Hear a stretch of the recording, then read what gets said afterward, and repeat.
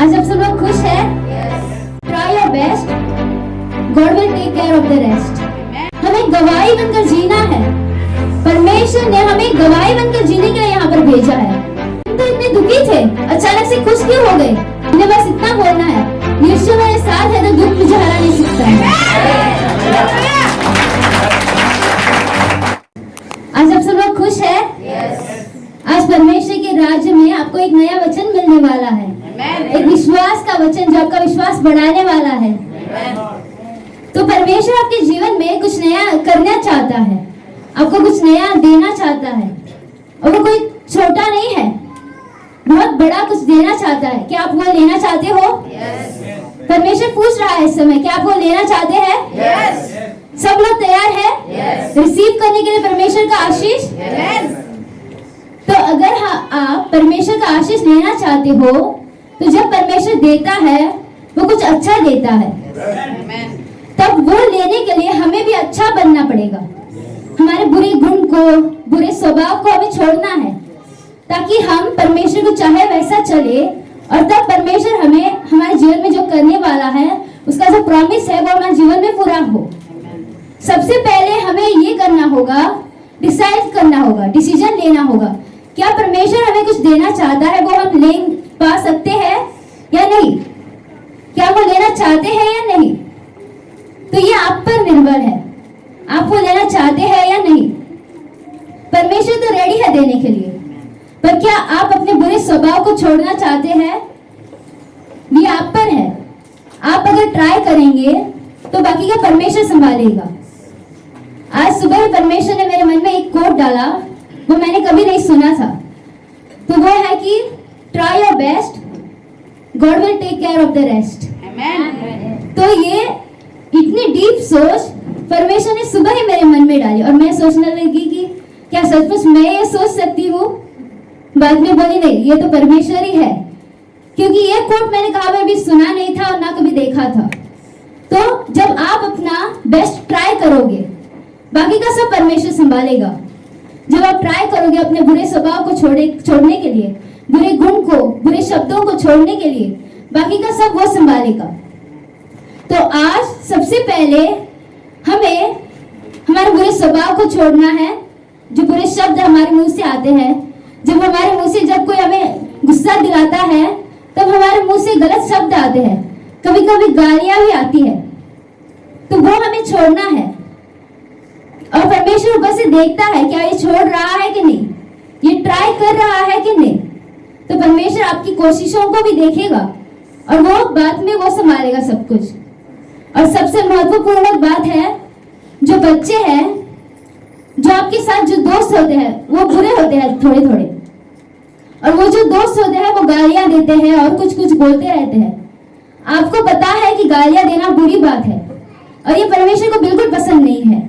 वो झूठ बोलते हैं, सब करते हैं। अगर आप उन दोस्तों के बीच में रहते हो, तो वो गालियां आप सुन रहे हो, और आप पाप कहां से कर रहे हो? कान से पाप कर रहे हो, क्योंकि आपको पता है कि वो गलत बात है, और फिर भी उनके साथ आप रह रहे हो। अगर आपको नहीं चाहिए वो सब, तो एक बार उन्हें कहकर देखिए कि ये बुरी बातें जो गालियां दे रहे हो, मेरे सामने तो मत दो। झूठ बोलना है, मुझे उसमें शामिल मत करो। अगर वो नहीं सुन रहे हैं, वो तुम्हारे दोस्त नहीं है, क्योंकि वो तुम्हें परमेश्वर से दूर कर रहे हैं। ऐसे दोस्तों के साथ परमेश्वर ने कहा है अपने वचन में नहीं रहने के लिए। साम चैप्टर 1 और उसकी 1 लाइन कहती है, बुरे दोस्तों के साथ, पापियों के साथ अपना संबंध मत रखो, उनके जैसा बर्ताव मत करो। तो परमेश्वर चाहता है तुम अपने बुरे दोस्तों को छोड़ो, और जो तुम्हें एनकरेज करता है परमेश्वर के काम में, परमेश्वर के लाइफ में जो एनकरेज करता है आगे बढ़ने के लिए, परमेश्वर को चाहे वैसा, उनके साथ आप रहो। फिर देखना अपने जीवन में कैसे बदलाव आएगा। इस संसार के साथ आप रहोगे तो आप परमेश्वर से दूर होते चले जाओगे। एग्जाम्पल, जो लड़के होते हैं, अगर उनके जो दोस्त है, सर्कल है, वो ज्यादातर की अगर लड़कियों की बातें करते हैं, छोड़ दो उन्हें, वो तुम्हें भी पाप में डालेंगे, और उनकी भी बातें बाद में तुम करने लगोगे। अगर लड़कियां हैं, तो अगर वो जो लड़कियां हैं वो लड़कों की ज्यादा बात करती है, वो मुझे ऐसे देख रहा है, वो ऐसा कर रहा है, छोड़ो उन दोस्तों को, कुछ फायदा नहीं है उन दोस्तों के साथ रहकर। वो तुम्हें परमेश्वर से और दूर करेंगे और तुम्हें भी वैसे ही करने लगेंगे। बाद में तुम भी उनके जैसे ही करने लगोगे, क्योंकि बुरा स्वभाव के साथ अगर आप जुड़े रहोगे तो वो बुरा स्वभाव तुम्हारे अंदर आएगा। अगर आप वचन में स्थिर नहीं हो तो वो बुरा स्वभाव तुम्हारे अंदर आ सकता है। तो अच्छा होगा उन बुरे दोस्तों को छोड़ दो और जो परमेश्वर चाहता है उस पर चलो। तो परमेश्वर आपको ये देना चाहता है आज कि आपके साथ अगर आपके बुरे दोस्त हैं, अगर आपने उन्हें छोड़ा तो बाद में वो आपका बुरा भी कर सकते हैं। एक दुश्मन की तरह वो आपके ऊपर हमला कर सकते हैं, आपको परेशान कर सकते हैं। तब क्या परमेश्वर कहता है उससे वापस बदला लो? वो नहीं कहता है। यीशु को पता था कि जुदास उसको ठुकराएगा, फिर भी उसने उसके साथ कितने अच्छे से बर्ताव किया। ये हमें सिखाता है, यीशु का स्वभाव सिखाता है कि हमें हमारे दुश्मनों से प्रेम करना चाहिए। जो हमसे बुराई करता है, हमारा जो बुरा सोचता है, हमें उनके ऊपर आशीष मांगना चाहिए। तो इससे हमें ये समझ आता है अगर यीशु कर सकता है एक इंसान होकर तो हम क्यों नहीं कर सकते हैं। तो इससे हमें समझ आता है कि हमें यीशु के जैसे करना है, तभी जो परमेश्वर का प्लान है हमारे जीवन में कुछ अच्छा लाने का, वो सफल होगा हमारे जीवन में। अगर वो हमारा बुरा कर रहा है तो ये नहीं कि जाके उसका भी बुरा करो। परमेश्वर के वचन में लिखा है वैसा नहीं करना चाहिए और परमेश्वर को वो बातें पसंद नहीं है। जो वैसा करते हैं परमेश्वर उनसे नफरत करता है। जो परमेश्वर को चाहे वैसा करता है वो उनसे प्यार करता है। जो उनकी आज्ञाओं से चलता है उसको चाहे वैसा करता है। अगर चाहते हो तो उनसे अच्छा ही कुछ बात करो, अगर वो बुरा कर रहे हैं तो उनसे दूर हो जाओ, क्योंकि वो तुम्हें और भी पाप में डालेंगे वरना। क्योंकि अगर जो तुम्हें अच्छा कर रहा है उसका ही तुम अच्छा करोगे तो क्या फायदा है? परमेश्वर आशीष कैसे देगा तुम्हें? जो तुम्हारा बुरा कर रहा है उसका भी अच्छा करना सीखो, तब तुम्हें आशीष मिल सकता है। तो ये बातें मैं तुम्हें वचन से बताऊंगी। लूक चैप्टर 6 और उसकी 32 और 33 लाइन। यदि तुम अपने प्रेम रखने वालों के साथ प्रेम रखो तो तुम्हारी क्या बड़ाई, क्योंकि पापी भी अपने प्रेम रखने वालों के साथ प्रेम रखते हैं। यदि तुम अपने भलाई करने वालों ही के साथ भलाई करते हो तो तुम्हारी क्या बड़ाई, क्योंकि पापी भी ऐसा ही करते हैं। तो यहाँ पर क्या लिखा है? जो प्रेम करते हैं उन्हीं से तुम प्रेम करते हो, तो आपकी बड़ाई किस बात पे है? क्यों बड़ाई होनी चाहिए आपकी? वो तो पापी भी करते हैं। जो पाप करते हैं, वो जो पाप उनके साथ करते हैं उनके साथ वो अच्छे से रहते हैं, और जो अच्छा करते हैं उनके साथ तो वो बुरा रहते हैं। उसमें क्या बड़ाई है? परमेश्वर आपको आशीष कैसे देगा? नहीं देगा। वो जो आपका भलाई करता है, जो आपका अच्छा चाहता है, उसका ही आप अच्छा कर रहे हो तो उसमें फायदा क्या है? आप परमेश्वर को चाहे वैसा कैसे चल सकते हो? क्योंकि परमेश्वर के वचन में तो है जो तुम्हारा बुरा करता है उनका तुम अच्छा करो। ये नहीं कहा कि जो तुम्हारा बुरा कर रहा है उसका बुरा करो और बदला लो। परमेश्वर वैसा नहीं कहता है, परंतु परमेश्वर कहता है जो तुम्हारा बुरा करता है, जो तुम्हारी सब बुराई चाहता है, उसका तुम अच्छा करो, उसके ऊपर आशीष मांगो। क्योंकि परमेश्वर स्वर्ग पिता तुम्हें ऊपर से देखेगा और वो भी तुम्हें आशीष करेगा। अगर तुम दूसरों को माफ नहीं करते हो तो बस तुम्हारा स्वर्गीय पिता तुम्हें माफ कैसे करेगा? क्योंकि परमेश्वर कहता है, हे मेरे स्वर्गीय पिता, जब हम कहते हैं उसमें कहता है ना, जैसे हम अपने अपराधियों को क्षमा करते हैं वैसे हमें भी क्षमा कर। अगर हम ये दूसरों को क्षमा नहीं करते हैं तो परमेश्वर क्षमा कैसे कर सकता है? तो इससे हमें हर एक बार परमेश्वर अपने वचन से गाइड करता है कि हमें कैसे उसके आशीष को पाना है, कैसे उसको चाहे वैसा चलना है, कैसे लोग परमेश्वर को पसंद है। अगर हम उसको चाहे वैसा करेंगे तो हर समय वो अपने साथ हमें स्वर्गदूतों को भेजेगा, अपने यहाँ पर भेजेगा हमारे साथ, ताकि वो हमारी रक्षण करे। हर एक जो बुराई करने जो आएगा बाद में, वो हमारी बुराई करने नहीं पाएगा, वो नहीं कर सकेगा हमें कुछ बुराई, क्योंकि परमेश्वर देखता है क्या तुम अच्छा कर रहे हो उनका भी, तब वो तुम्हारे पास स्वर्गदूतों को भेजेगा तुम्हारी रक्षा करने के लिए।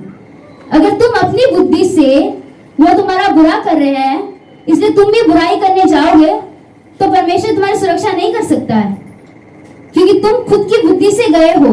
परमेश्वर का वचन जानकर भी तुम गए हो उनकी बुराई करने के लिए।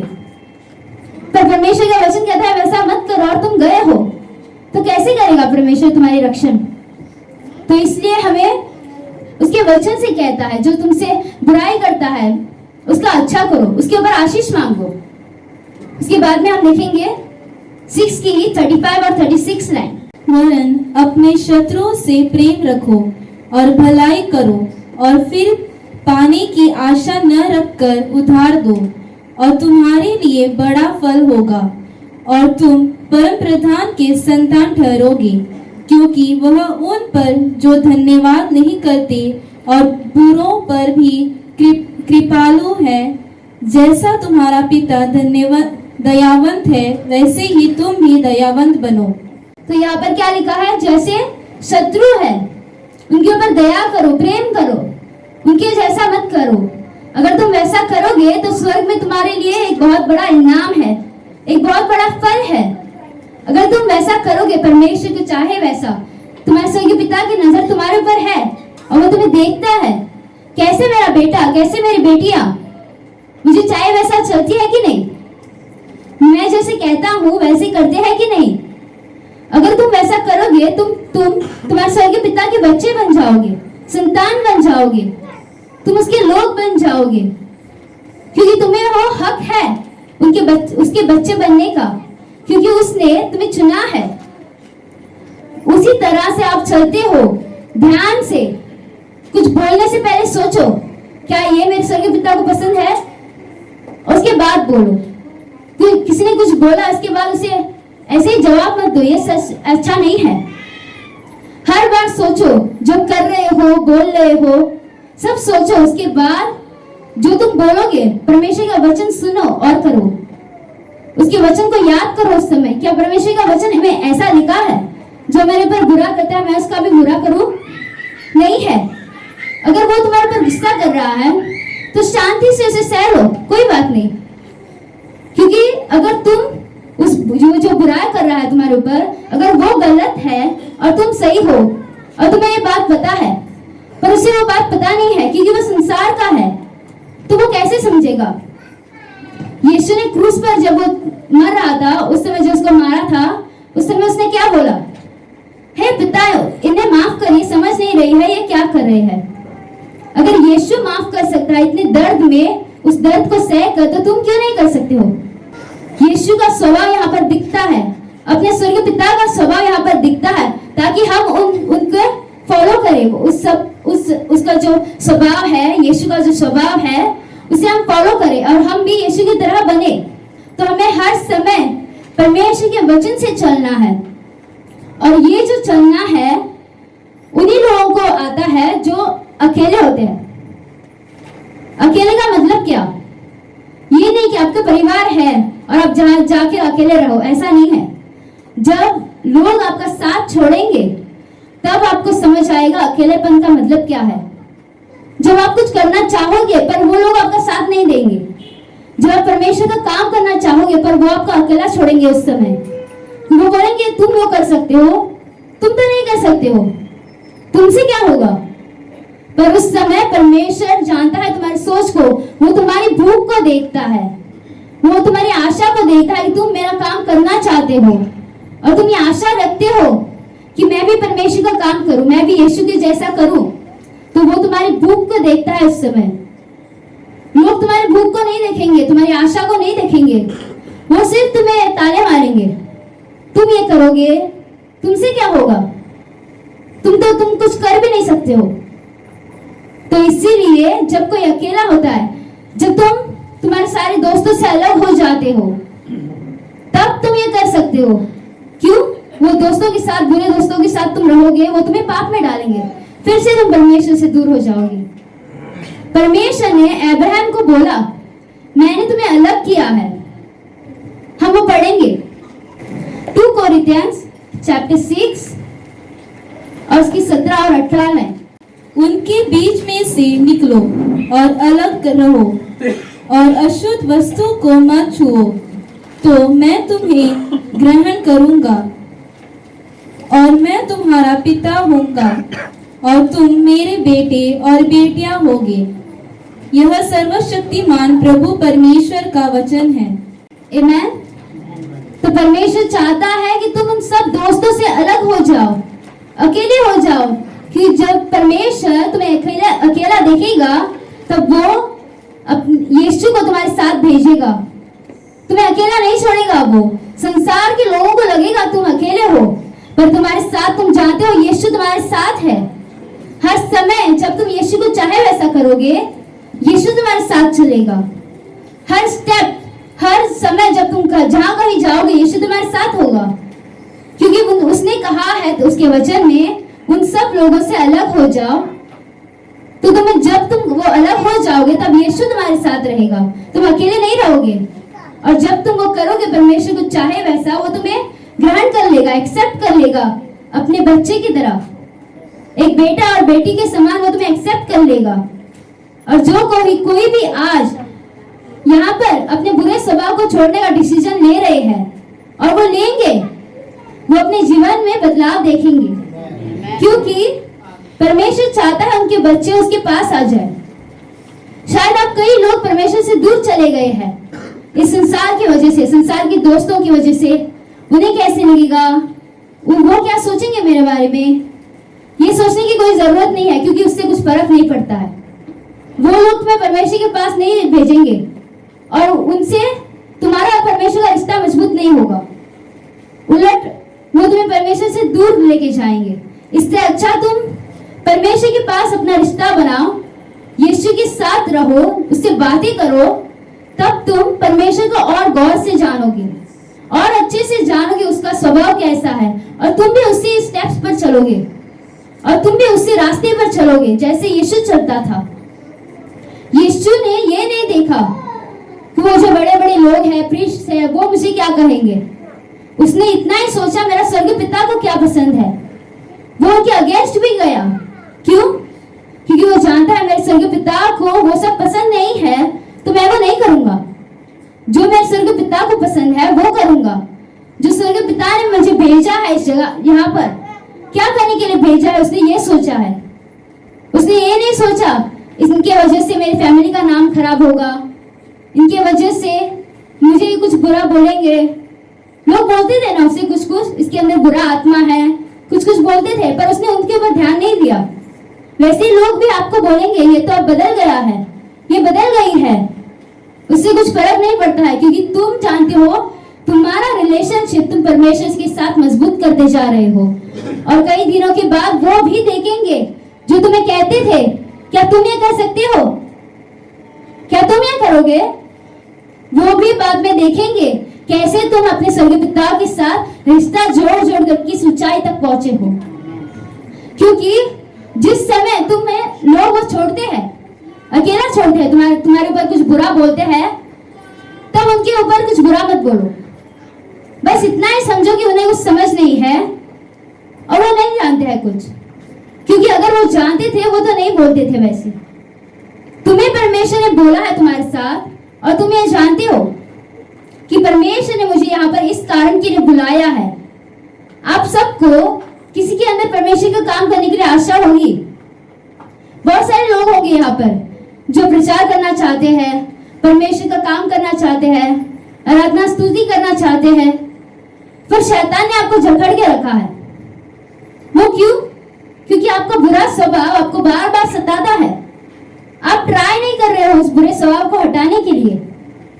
अगर आज से आप वो ट्राई करोगे आपके बुरा स्वभाव को आपके अंदर से हटाने के लिए, तो हर समय यीशु जैसे उसने कहा है मैं सब हैंडल करूंगा, तुम बस ट्राई करो, एक कदम आगे और बढ़ाओ विश्वास से, तब देखो तुम्हारे जीवन में कैसे बदलाव आता जाएगा यीशु के नाम से। हर समय जब आप परमेश्वर को साथ लेके चलेंगे, यीशु आपके साथ चलेगा, वैसे वैसे हर समय जहां कहीं भी आप जाओगे वहां पर आप बदलाव देखते जाओगे यीशु के नाम से। क्योंकि जब आप काम पर जाओगे तब लोग आपको देखेंगे इसके अंदर बदलाव कैसे आया, ये तो दारू पीता था, इसने दारू छोड़ दी, क्यों छोड़ दी, इतना अच्छा इंसान कैसे बन गया ये। बाद में वो भी तुम्हें पूछने के लिए आएंगे और उन्हें भी परमेश्वर की पहचान मिलेगी। इस तरह से हमें गवाही बनकर जीना है। परमेश्वर ने हमें गवाही बनकर जीने के लिए यहाँ पर भेजा है, ताकि जब परमेश्वर ने तुम्हारे अंदर जो ज्योति डाली है, वो ज्योति जब वो और फैलेगी तो बाकी लोग भी आपको देखेंगे और पूछेंगे तुम्हारे अंदर वो बदलाव कैसे आया, तुम तो इतने दुखी थे, अचानक से खुश क्यों हो गए, है ना? बहुत सारे लोग पूछते हैं ऐसा, तुम तो दुखी थे, डिप्रेशन में थे, इतने खुश कैसे हो गए? मुझे बस इतना बोलना है, यीशु मेरे साथ है तो दुख मुझे हरा नहीं सकता है। चाहे कुछ भी हो जाए, संसार में जेलसी बहुत है, तो जब तुम्हें जेलस करने के लिए लोग कुछ कुछ बोलेंगे, कुछ कुछ डालेंगे, उनके ऊपर ध्यान देने की जरूरत नहीं है। जेलस करने वाले बहुत है और आपको नीचा दिखाने के लिए, पर यीशु आपको ऊपर उठाने के लिए आया है। और वो जब आप उसके साथ रहोगे, साथ चलते जाओगे, तो वो आपको ऊंचाई से ऊंचाई पर लेके जाएगा। हर समय उसके वचन से चलना है, चाहे कुछ भी हो जाए। वो तुम्हारा बुरा कर रहा है, बुरा सोच रहा है, उससे तुम्हें कुछ फर्क नहीं पड़ता है, क्योंकि तुम यीशु को चाहे वैसा कर रहे हो। तुम्हें यीशु को देखा है, उसके स्वभाव को देखा है, पढ़ा है, और ये सच है।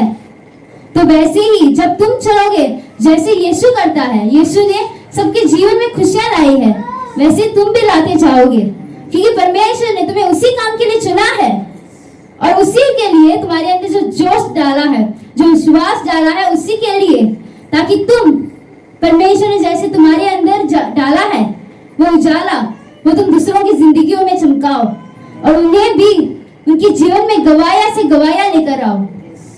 जैसे अगर तुम परमेश्वर ने तुम्हारे जीवन में कुछ काम किया और अगर तुम उस छोटे सा काम किया और अब वो गवाही नहीं दे रहे हो, तो परमेश्वर को बुरा लगता है।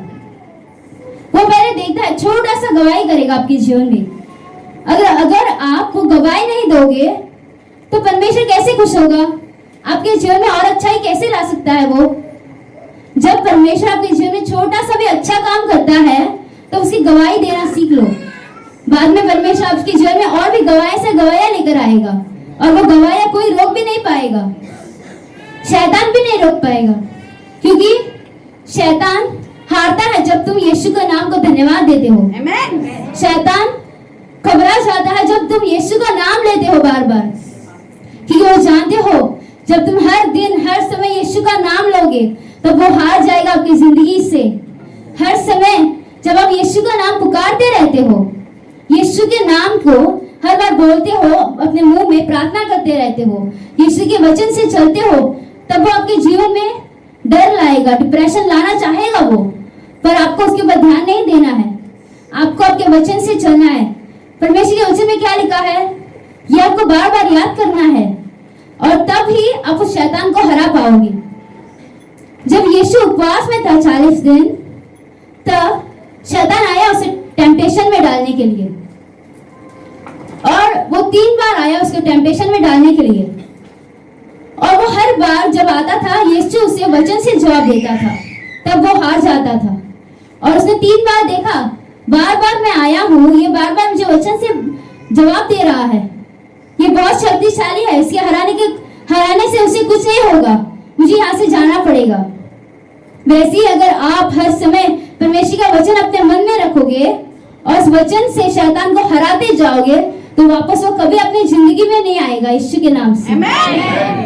और हर समय जब वो वचन आपके अंदर रहेगा, उस वचन की आग आपके अंदर रहेगी, वो एक हथौड़ी के समान है, और वो उस हथौड़ी से आप उस शैतान को हर बार जब वो आपके जीवन में दीवार करना चाहता है, हर दीवार को आप परमेश्वर के वचन से तोड़ोगे यीशु के नाम से।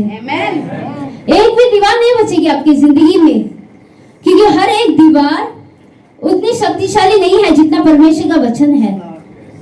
परमेश्वर का वचन 2-धारी तलवार की तरह है।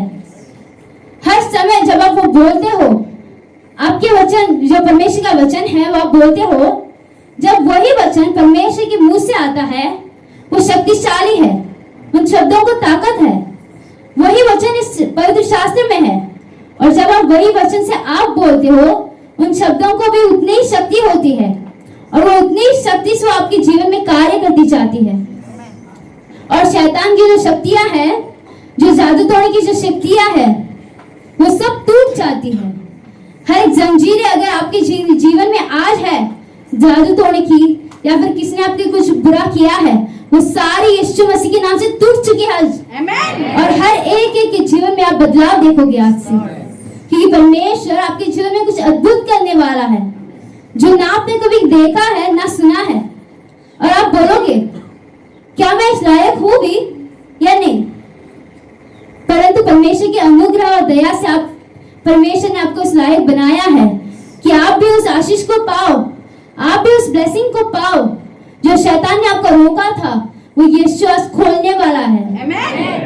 हर बार हर समय जो शैतान आपका आशीषों को छीनना चाहता था, आपके ऊपर जो जंजीरें डाल रहा था, जो आपके बीचों बीच जो दीवार बना रहा था, वो सारी जंजीरें आज यीशु तोड़ने वाला है।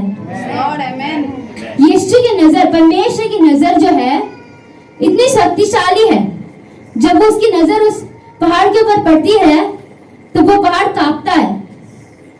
वैसे ही आज परमेश्वर आप लोगों की जिंदगी में जितने भी सिचुएशन है, हर एक प्रॉब्लम है, उन सब के ऊपर आज परमेश्वर की नजर गिरने वाली है। और उस नजर जब उनके ऊपर गिरेगी, हर एक जो आपका प्रॉब्लम है, सिचुएशन है, वो एक एक करके गायब होता जाएगा यीशु के नाम से।